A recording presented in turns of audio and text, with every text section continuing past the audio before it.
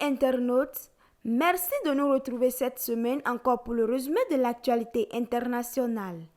Direction le Soudan, où l'émissaire de l'ONU Volker Perthes a présenté mercredi sa démission au secrétaire général des Nations Unies. Il était l'émissaire de l'ONU au Soudan depuis plus de 2 ans et à la tête de la mission de l'ONU, la MINUAT créée en juin 2020 pour soutenir la transition démocratique au Soudan. Depuis la crise au Soudan, le gouvernement soudanais avait menacé de demander le départ de la mission politique de l'ONU au Soudan si Volker Perthes restait à son poste. Un tour en France, où le président français Emmanuel Macron a reçu mercredi son homologue centrafricain Faustin Archange Touadéra. Cette visite s'inscrit dans un contexte de reprise du dialogue et de dynamique positive des relations bilatérales selon la présidence française.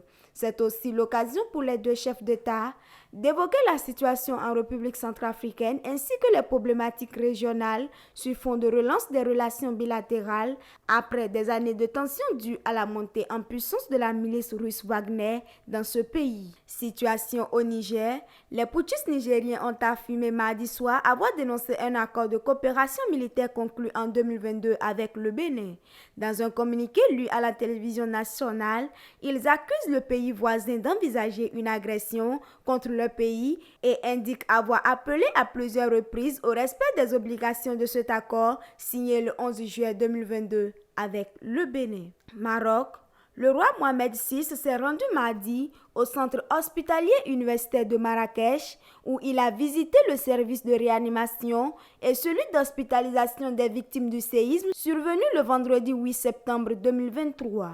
Samedi dernier, il avait présidé une réunion consacrée à l'examen de la situation et les mesures d'aide aux populations touchées.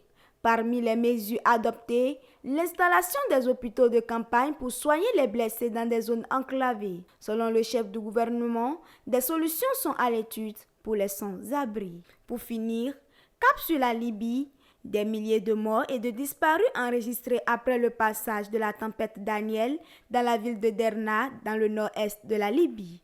Selon la déclaration mercredi du maire de la ville, 20 000 personnes pourraient être mortes dans les inondations. Face à la situation que traverse le pays, la mobilisation internationale s'intensifie pour venir en aide aux survivants.